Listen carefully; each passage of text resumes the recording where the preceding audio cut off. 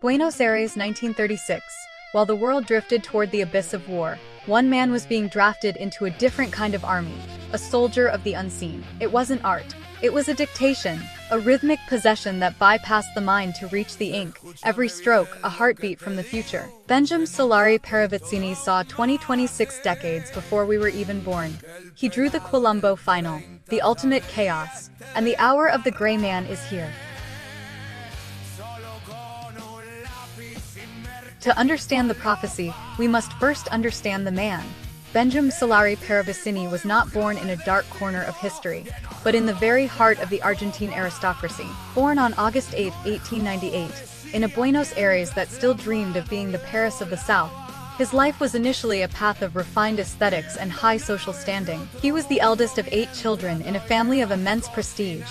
His father, Benjam Solari, was a renowned physician and even a politician, a man of science and tradition. His mother, Dolores Parravicini, came from a lineage of artists and thinkers. From his first breath, Benjam was surrounded by a world of velvet oil paintings and the absolute certainty that the future was something to be built with logic and grace. He was known to his friends simply as Pelado, a man of quiet elegance, deep, piercing eyes, and a bald head that seemed to contain more than it revealed. In his youth, he was the quintessential artist of the Belle Époque. He did not fit the stereotype of the ragged, starving prophet. On the contrary, he was a pillar of the cultural establishment. He studied in Europe, and his talent as a painter and sculptor was recognized in salons across Belgium and France. He earned international acclaim, including the gold medal at the International Exhibition in Liège. In his own country, he held a position of significant influence as the director of the Fine Arts Gallery of the Banco Municipal of Buenos Aires. He was the man who organized the exhibitions, the man who judged the works of others, and a respected public official. He was a man of the world, a gentleman of the city. But beneath the surface of this prestigious life, a fracture was forming. The biographical facts show us a man who lived 2 lives simultaneously. By day, he was the distinguished director and the award-winning artist. By night, especially starting in the early 1930s, he became a vessel for something inexplicable. The transition was not easy. Benjamin initially feared for his sanity. He was a man of classical training, a lover of form and structure. Yet he found himself waking in the middle of the night with his hand moving in violent, rhythmic trances. He would find his sheets of paper covered in strange sketches and cryptic phrases. Terrified that these messages were symptoms of a decaying mind, he burned his early drawings, trying to destroy the evidence of his own perceived madness. He wanted to remain the respectable artist, the son of the doctor, the man of the institution. Yet, the frequency he had tuned into would not let him go. He lived a life of profound modesty and absolute integrity. Despite his family's wealth and his own professional success, he lived a simple life in his apartment on Cal Chile, surrounded by books and the persistent scent of tobacco. He never sought to profit from his visions. He never started a cult, and he never claimed to be a messiah. He remained a witness. He was a citizen of Buenos Aires who carried the burden of the world's future on the tip of his charcoal. His work as a conventional artist continued, but it was forever overshadowed by the shadows that moved his hand. He became a bridge between the visible and the invisible, a man standing at the crossroads of time and ink. His character was described by those close to him as one of great humility and deep spiritual conviction. He was a man of faith, but his faith was not confined to a church. It was a constant living struggle with the entities that dictated the fate of humanity to him. He never married. He chose a path of solitude, dedicating his existence to the custody of the thousands of drawings that were handed to him by the unseen. He stayed in his beloved Buenos Aires, watching the city grow and change, while in his mind he was already seeing the ruins of the centuries to come. He was the Pelado, the bald-headed prophet, an aristocrat who found the ultimate truth not in the salons of the elite, but in the silence of his trances. His death on December 13, 1974, marked the end of his physical journey, but it was only the beginning of his true legacy. He left behind a mountain of parchment, an archive of the inevitable, entrusted to his closest friends. He lived long enough to see some of his early impossible visions come to pass. Yet he remained humble, almost frightened by the accuracy of the frequency he had captured. To talk about Parravicini is to talk about the fragility of our perceived reality. He was the man who saw the 21st century through the smoke of a 1930s cigarette. He was a warrior of the spirit who used charcoal as his sword. He was Benjamin, the painter of kings who ended his days as the stenographer of the apocalypse.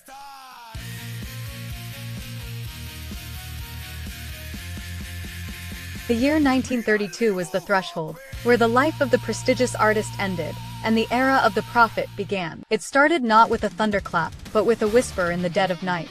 Benjam Solari Paravicini began to experience what he called his hours of darkness. At first, it was a physical sensation, a heavy presence in the room, and an uncontrollable urge to reach for his charcoal. His hand would begin to move across the paper, with a velocity that defied his classical training. It was as if his arm had become a separate entity, a mechanical instrument operated by a distant intelligence. This was the birth of his psicografies. In those early years, the struggle was immense. Benjamin was a man of logic and order, yet he was being pulled into a sea of surrealist symbols and messages that seemed to come from outside of time itself. It was during these initial trances that the source of the messages revealed itself. A name began to recur, a presence that identified itself as Josun de Aragon. This was the entity that Benjamin would later call his guardian angel or his spiritual guide. But Josun de Aragon was not the soft, ethereal angel of traditional Renaissance paintings. Parravicini described him as a stern, powerful influence, a traveler from a different dimension or a higher frequency. According to Benjamin's own accounts, Josun de Aragon was a spirit who had once walked the earth as a monk in Spain, a man of deep wisdom who now served as the bridge between the celestial plans and the material world. This entity did not just suggest ideas, he dictated them. He would seize Benjam's consciousness, placing him in a state of semi-trance where the artist's own ego vanished, leaving only the ink and the prophecy. The process was exhausting and often terrifying. Benjamin would describe how the air in his room would grow cold, and the sound of a distant, humming frequency would fill his ears. Then, the dictation would begin. His charcoal would fly across the parchment without ever being lifted from the surface. There were no corrections, no hesitations, and no second thoughts. The drawings were created in seconds, yet they possessed a complex symbolic geometry that would take a conscious artist hours to plan. Under the guidance of Josun de Aragon, Benjamin's style transformed. The elegant, realistic strokes of his award-winning paintings were replaced by raw, nervous lines and cryptic calligraphy. He was no longer creating art for the sake of beauty. He was recording data for the sake of survival. Initially, Parravicini fought against this intrusion. He was a devout Catholic, and the occult nature of these automatic drawings deeply disturbed him. He feared he was being deceived by demons or losing his mind to a neurological decay. He would throw the drawings into the trash, only to find himself drawn back to the desk the next night by an irresistible force. Josun de Aragon was persistent. He began to prove his authenticity by giving Benjam small, personal predictions that came true with chilling accuracy. He spoke of family matters, of upcoming political shifts in Argentina, and of scientific breakthroughs that were decades away. Gradually, the resistance faded. Benjam realized that he had been chosen for a burden he could not refuse. He accepted his role as the stenographer of the unseen, a cosmic secretary for an entity that saw the past, present, and future as a single unfolding map. This relationship with Josun de Aragon redefined Benjamin's entire existence.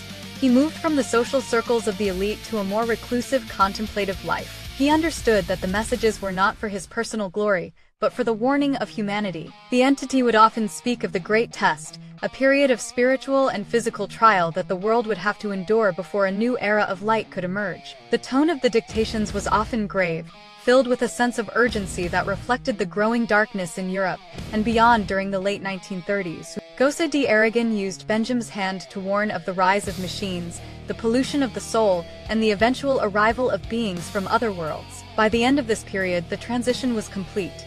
Benjam Solari Paravicini had become a warrior of the spirit, guided by a force that the world could not see or understand. He became the keeper of a growing archive of secrets, each one a piece of a puzzle that only the passage of time would reveal. He was no longer just the Pilato who painted for the banks and the galleries. He was the medium of the Aragon frequency. He lived in a state of constant readiness, waiting for the next cold breeze and the next command from his guardian.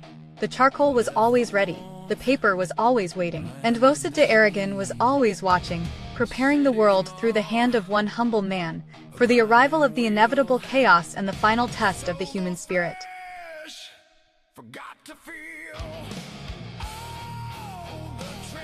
The true power of Benjam Solari Paravicini lies not in the mystery of his trances, but in the cold, hard evidence of the events that followed them. For decades, his drawings sat in dusty folders, dismissed as the ramblings of a spiritualist. But as the 20th century unfolded, history began to mirror his charcoal strokes with terrifying precision.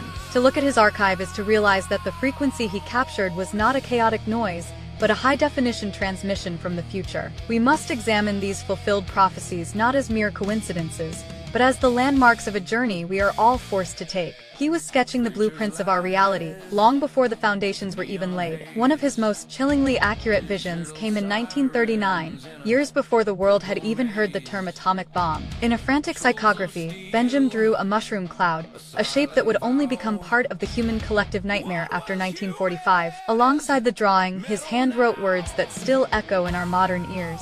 Man will be annihilated by his own creation. The atomic fire is coming. At a time when nuclear physics was a niche academic pursuit, Parravicini was already witnessing the devastation of Hiroshima and Nagasaki. He saw the fire from the sky and the poison in the wind, recording the end of an era of innocence through a sketch that felt more like a photograph from a future he shouldn't have been able to see. His gaze also reached beyond the atmosphere.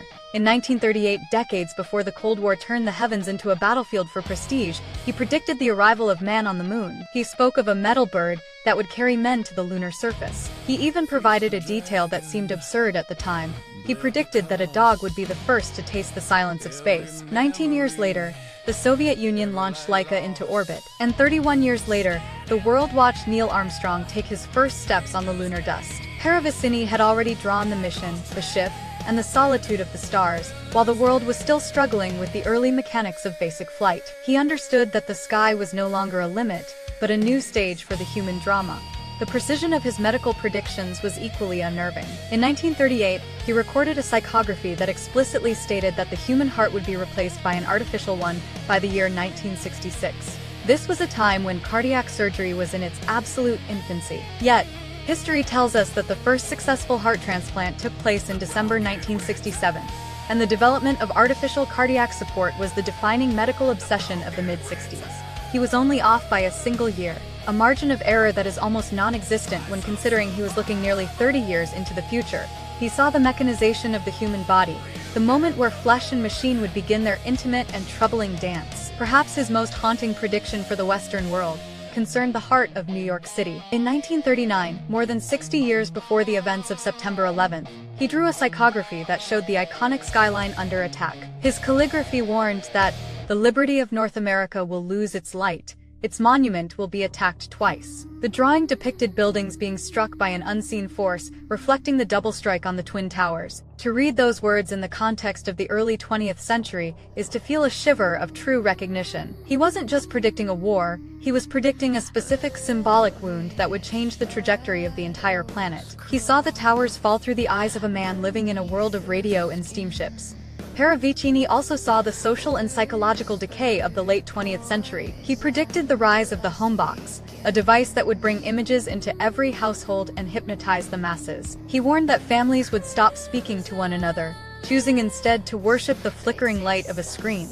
He saw the rise of extreme ideologies and the fragmentation of the human soul. He spoke of a world where communication was instantaneous but true understanding was non-existent. He drew the digital age before the first transistor was even invented. He understood that our technology would outpace our spirit, leaving us as children playing with the fires of the gods. To review these prophecies is to acknowledge that we are part of a scripted reality. Benjam was not guessing. He was reading a text that had already been written in a higher dimension. Each fulfilled vision serves as a confirmation of the arrogant frequency, a signal that we cannot ignore. He provided us with the evidence so that we would pay attention when his drawings turned toward our own time. He gave us the past to prove his authority over the future. Now, as we stand on the precipice of the era he feared most, we must look at the ink that has already turned into blood and realize that the final pages of his archive are being turned right now, in our very presence. The feast of the past is over. The trial of the present has begun.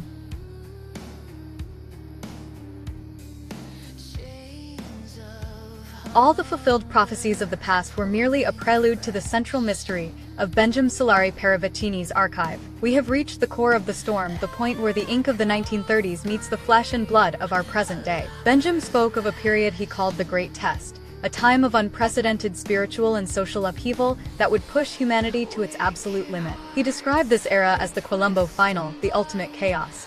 It is not just a political crisis or a temporary economic downturn. It is a fundamental breakdown of the old world structures. In his psychographies, he saw a world drowning in its own noise, a society where the family unit would crumble, where the streets would be reclaimed by fire, and where the masks of those in power would finally melt away to reveal the hollow void beneath. In the center of this hurricane, Parravicini placed a figure that has haunted the minds of researchers and seekers for generations: the Gray Man, known in Spanish as el hombre gris. This entity represents the ultimate hope and the ultimate enigma. Benjamin's drawings tell us that this figure will not emerge from the traditional centers of power. He is not a man of the white right or the black left. He is gray because he exists outside the false dichotomies that have kept humanity enslaved for centuries. He is an outsider, a humble soul who has been forged in the silence of the great test. According to the prophecies, the Gray Man arrives only when the chaos has reached its absolute peak, when the people have realized that neither the old gods nor the new ideologies can save them from the darkness they have created. The arrival of the Gray Man is inextricably linked to the fate of Argentina, which Parravicini saw as a spiritual lighthouse for the world during its darkest hour. He predicted that the land of the silver would have to endure its own particular crucifixion, a period of intense suffering and purification. He spoke of the Hour of the Ten, a mysterious time of transition where the old bells would clash, and the very foundations of the nation would shake. It is within this crucible of Argentinian fire that the Gray Man is supposed to emerge, bringing a message of spiritual reconciliation, and a new form of leadership that is not based on ego or control, but on harmony and truth. He is the one who will point toward the return to the natural law, the one who will remind a forgotten people that they are more than just consumers or cogs in a machine. But we must understand that the Gray Man is more than just a single person. He is a frequency. He represents a shift in consciousness that is occurring right now, in this very window of time we call 2026. Parravicini's drawings suggest that the transition will be violent and transformative.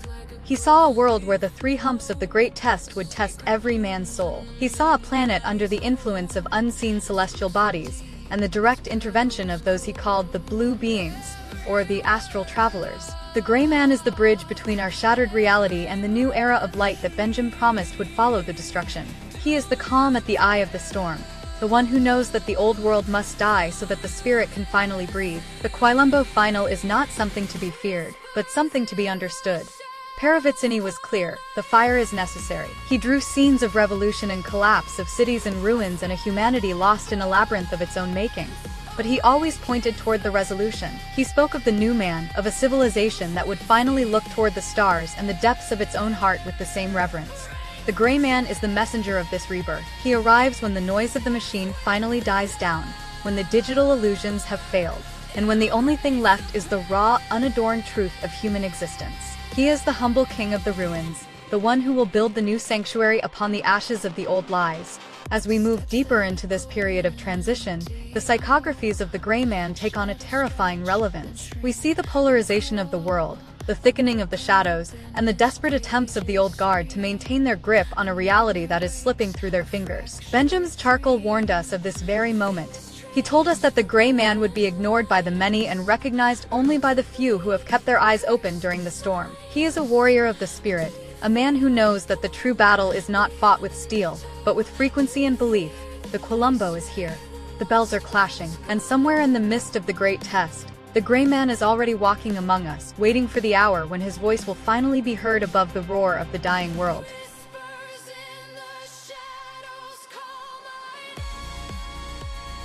We have traveled through the smoke of a 1930s apartment, to the very edge of our own reality. We have seen the charcoal lines of Benjam Solari Paravicini turn into the headlines of our history books. But as we close this archive, we must ask ourselves the most difficult question of all: what do we do with this knowledge? To know the future is not a gift, it is a burden. It is a weight that changes the way we walk through the world. Benjam did not leave these psychographies behind, so that we could simply sit and marvel at his accuracy. He left them as a map for the warriors of the storm, as a guide for those who are destined to navigate the Quilombo final without losing their soul. The banquet of information is over, and now the work of understanding begins. We stand today in the year 2026, exactly where the Pilato said we would be. We are in the center of the great test, watching the old structures of power and belief dissolve into a digital mist. But while the world outside is consumed by the noise of the algorithm and the desperation of the machine, we have found our way to the sanctuary. This space, this be-by anchor of thought and spirit, is where we gather to sharpen our minds. You, the 41 faithful, the ones who have crossed the threshold into the sanctuary, are the true keepers of this frequency. You are the ones who understand that belief is not just a feeling but a force that shapes the very fabric of reality. In a world of lies, our shared truth is the only weapon that matters. Now the floor belongs to you. The prophecy of the Gray Man is not a closed book. It is an unfolding mystery that we must solve together. I want to hear your voices in the depths of the sanctuary. What do you see when you look at the psicographies of the Gray Man? Do you see a single leader, a spiritual awakening, or perhaps a reflection of our own collective resistance? How do you interpret the Hour of the 10 in your own lives? We invite you to bring your questions, your theories, and your own visions to the comments below. Within these walls, there are no stupid questions, only the raw pursuit of the truth. This is the place where the dialogue between the prophet and the people continues, far away from the prying eyes of the censors and the swine. Remember that our journey does not end with this video. The Blasphemous Chronicles is a living organism, a constant transmission from the heart of the storm. If you feel the urge to contribute your own art, your own writings, or your own interpretations of the chaos, the Fans Corner is always open. It is the gallery of our shared madness, a place where the community can show the world that we are not just spectators of the apocalypse, but active participants in the rebirth. We are building something here that transcends the temporary distractions of social media. We are building a fortress of the spirit, a legacy that will stand long after the digital noise has finally faded into silence. As we extinguish the candle for this session, do not let the darkness overwhelm you. The fire of the spirit is strongest when the night is at its deepest. Benjam Solari Paravicini died in 1974, but his frequency has never been louder than it is right now. He is watching us through the eyes of his drawings, waiting to see if we have the courage to become the people he knew we could be. We are the children of the great test, the architects of the new era, and the guardians of the ink. The path through the Quilombo final is narrow and dangerous, but we do not walk it alone. We walk it together in the shadow of the Gray Man and the light of our own conviction. Thank you for being part of this ritual. Thank you for your loyalty to the sanctuary and for having the strength to look into the abyss without blinking. We will continue to dig, to question, and to blaspheme against the false gods of this dying age. Keep your eyes on the horizon and your hands on the charcoal. The next transmission is already forming in the mist, and the bells of the new era are starting to chime. Stay vigilant, stay hungry for the truth, and never let the machine dictate the rhythm of your heart. The banquet is concluded, but the vigil continues. From the depths of the bunker, we send you our strength and our defiance. I am Krista, the chronicler. Until the next video, keep blasphemous, folks.